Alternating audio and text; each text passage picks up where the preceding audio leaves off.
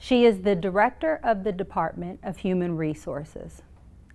Prior to her service with the District of Columbia government, Ms. Gibson, a United States Navy veteran, served as the Associate Deputy Assistant Secretary for Human Resources for the U.S. Department of Health and Human Services. In her own words, here's her story. One of the common sayings that I have governing this job is the best job ever. And the reason why it's the best job ever, because I get an opportunity to serve residents every day through others. I grew up in Washington, D.C. largely. I was born in Nelson County, Virginia, Roseland to be specific. And I have 5 brothers and no sisters. And I have parents and a military history with my uncles and a number of people in my background. And the 3 eldest of the 6 children, because we were not able to go to college because of the affordability factor at that time, we saw the military as a choice. For me, it was an easy decision because I always loved the military, and I specifically had a love for the United States Navy. I wanted to be a journalist, but the journalism school had a 2-year waiting list. And my recruiter said, "Why don't you be an air traffic controller?" And I said, fine. I became an air traffic controller in the United States Navy. So after I graduated from air traffic control school, my military orders was to the U.S. Naval Air Station, Guantanamo Bay, Cuba. I was the first woman air traffic controller, first woman on the base. That was eye-opening. And secondly, I was the only air traffic controller woman as well. And so it was a huge wake-up call for me as an African American, as a woman, and as someone who was stepping into a field that was totally new to me because, again, my choice was to be a journalist. I found Cuba to be one of the best training grounds for an air traffic controller. I found it to be rewarding. We changed the dynamics of how air traffic operated in that environment. I had the unique opportunity to work with the ships and the aircraft carriers.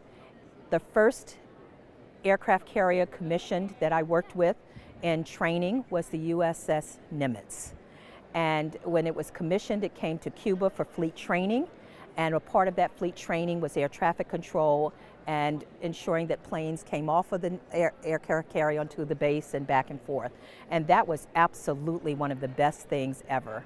My career spans from after getting out of the military and becoming an employee of the Department of Veterans Affairs, and in my growth in the human resources occupation, I then became Deputy Assistant Secretary after a number of years for human resources for the entire U.S. Department of Veterans Affairs. At that time, when I was there, I was the highest ranking woman veteran.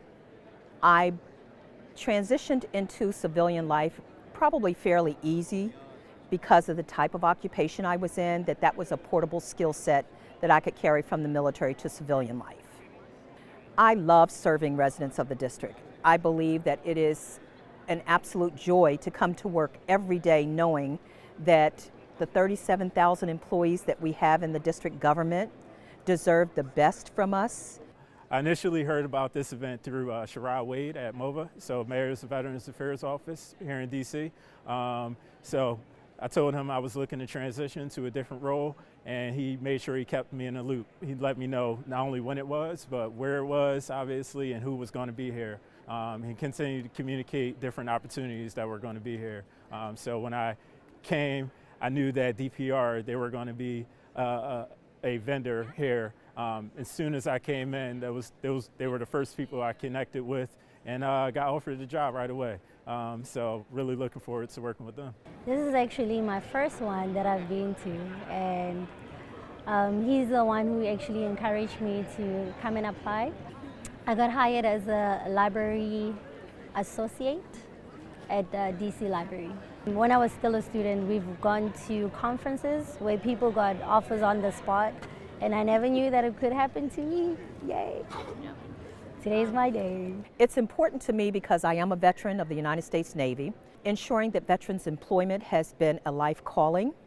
And when the mayor was interested in this event, it was almost the answer to a third calling of mine, because I began these similar programs with the federal government, one with the Department of Veterans Affairs, the second with the Federal Aviation Administration. I continued that vision into Health and Human Services, and the mayor has given me charge for ensuring that our district residents know, who are veterans, that DC government is an employer of choice.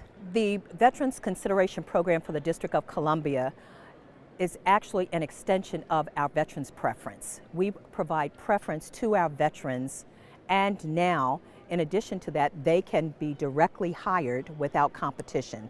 How does that match the federal government? The federal government has a very similar program for all federal agencies.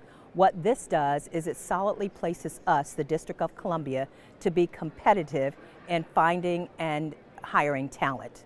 And who best to go to for that talent but our nation veterans? The military experience was defining for me in that it clarified what my vision for my future would be.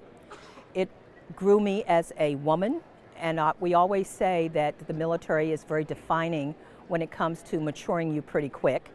Boot camp was absolutely petrifying, and I still remember everything about boot camp to this day, but we survived it. And I was in during the Vietnam era, and that was pretty eye-opening as well. And what I mean by that is towards the end of the Vietnam War, having the soldiers return home, and just knowing that I was a part of that era of our U.S. history, knowing that as an African-American woman, that I had one of the best experiences that the military could give. And I would encourage, to this day, anyone who's interested in the military to pursue that career. It is the best ever, separate from the job of being the Director of Human Resources for the district. I also believe that the military gives us something that most occupations could never give us, and that is we defend those who can't defend themselves.